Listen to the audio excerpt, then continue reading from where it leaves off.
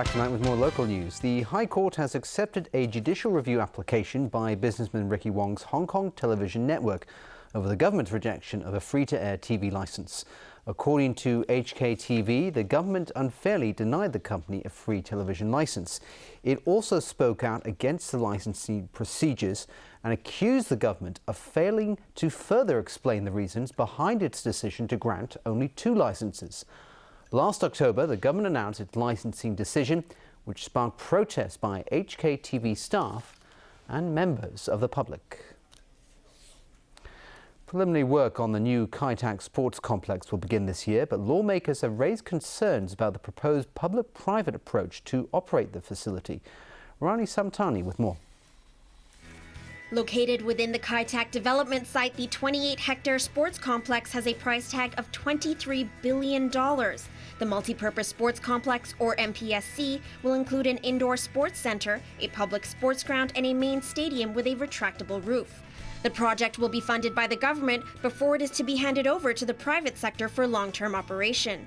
At a LegCo panel today, lawmakers expressed concerns about private sector management. What do you mean by privately run? When you talk about privately run, there's a question of accountability, whether it can comply with government policy, and the profits, the profitability.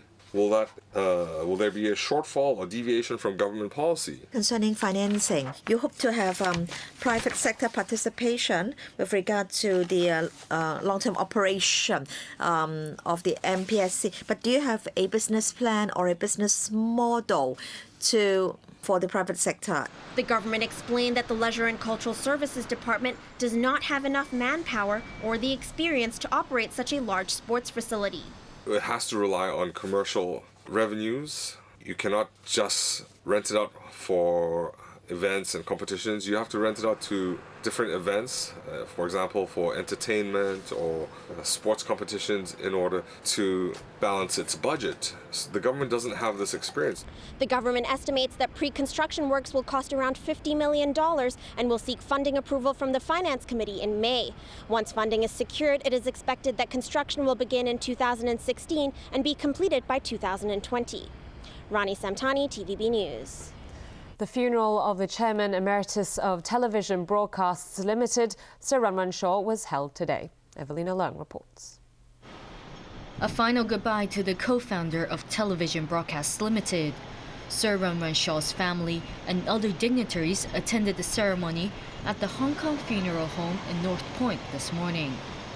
Former Chief Executive Tung Chee-hwa, who is now a Vice Chairman of the Chinese People's Political Consultative Conference, and another former CE, Donald Tsang, were among the city's most influential figures who showed up to pay their last respects to Sir Run Run.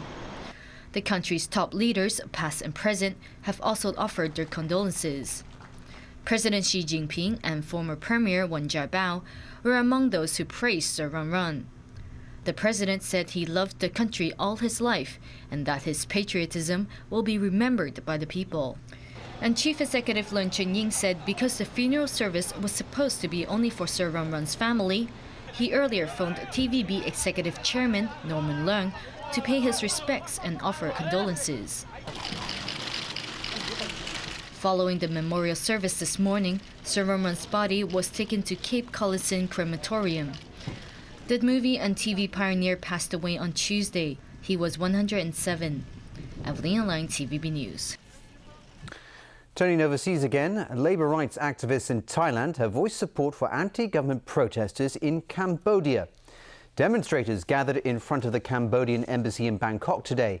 They hoisted banners showing their opposition to the use of force against striking garment workers. 4 people died and many were injured in Phnom Penh earlier in a crackdown by Cambodian authorities. And in Cambodia, opposition leader Sam Rainsy condemned Prime Minister Hun Sen's government for harming innocent people demanding higher wages. The protests are the biggest challenge to the Prime Minister, who has led his country for almost 3 decades.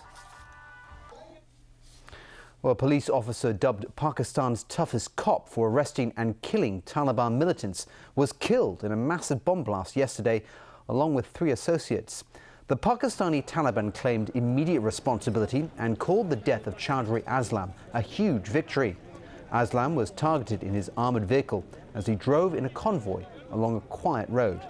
The blast was so huge, it was heard across Karachi. Aslam had been instrumental in busting a battery of Taliban militants, and his team was credited with killing at least 3 of them. Former Cuban President Fidel Castro has made his first public appearance in 9 months. He turned up at the opening of an art studio in Havana. Footage released by state television shows the 87-year-old former Cuban leader visiting and chatting with one of his favorite Cuban artists, Alexis Levia, on Wednesday. A witness said Castro entered the building with the help of aides and a cane after briefly talking with well-wishers. The reclusive Castro was last seen in public in April last year at the inauguration of a school in Havana. All right, Tony, over to you for sports. That's right, and we got more football to talk about.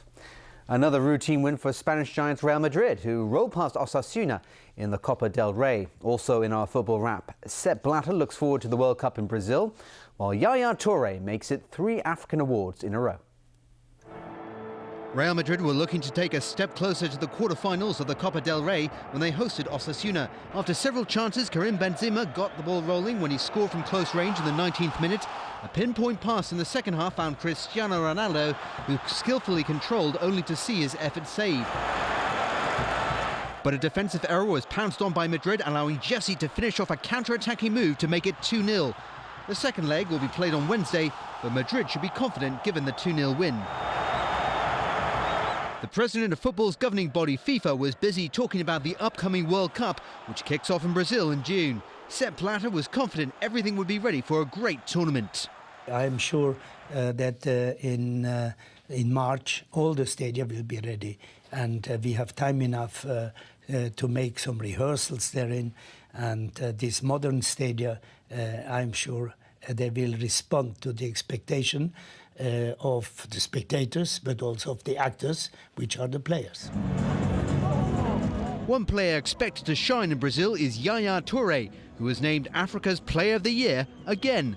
The Ivory Coast and Manchester City midfielder edged out Nigeria's John Obi Mikel and compatriot Didier Drogba to make it a hat-trick of wins. In motor racing, former champion Carlos Sainz struggled with mechanical problems on the 5th and longest section of the Dakar Rally. Nasser Al-Attiyah was another one who found the going tough. That opened up the way for Nani Roma to win the stage and take the overall lead from Sainz, who's now 6th in the standings. On the bikes, it was another superb day for Mark Comer, who won the stage and consolidated his lead. NFL news now, and the Washington Redskins have named a new head coach. Former Cincinnati Bengals offensive coordinator Jay Gruden replaces Mike Shanahan, who was fired at the end of the season.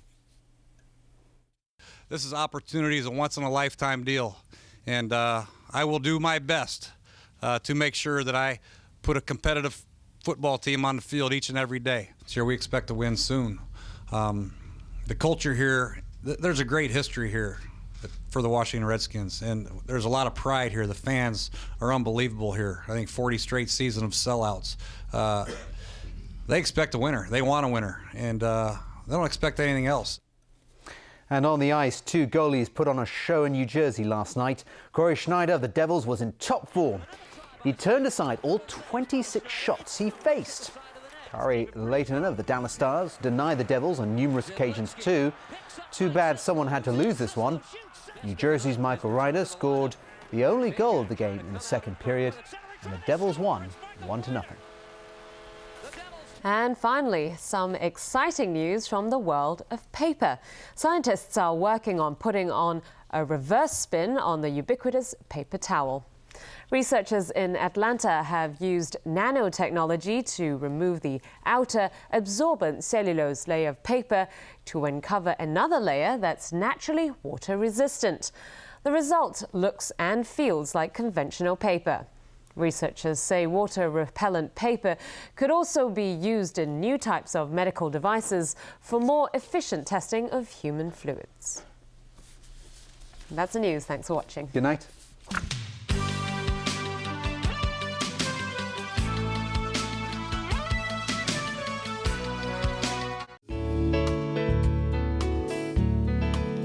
Good evening. It was cool today. At 5 p.m., a ridge of high pressure brought an easterly airstream to the coast of Guangdong.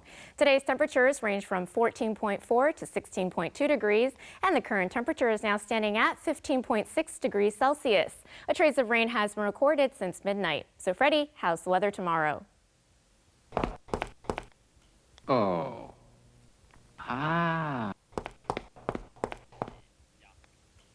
Mainly cloudy at first tomorrow, then sunny periods during the day. Temperatures will range from 15 to 19 degrees. Expect sunny periods on Sunday. Tomorrow morning's AQHI will range from low to moderate, and the maximum UV index forecast for tomorrow will be about 5. And now to the latest global weather update. Showers in Shanghai and Taipei, cloudy in Xiamen. Cloudy in Guangzhou and Chengdu, bright in Macau. Sunny in Beijing and Tokyo, cloudy in Seoul. Foggy in Bangkok, cloudy in Ho Chi Minh City, showers in Manila. Thunderstorms in Kuala Lumpur and Singapore, rain in Jakarta. Foggy in New Delhi, bright in Karachi, sunny in Mumbai. Sunny in Cairo, bright in Nairobi.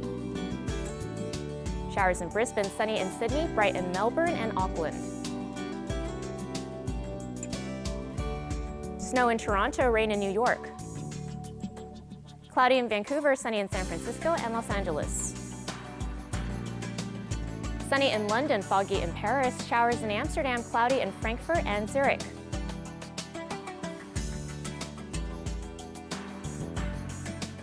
And that's weather. Have a great weekend.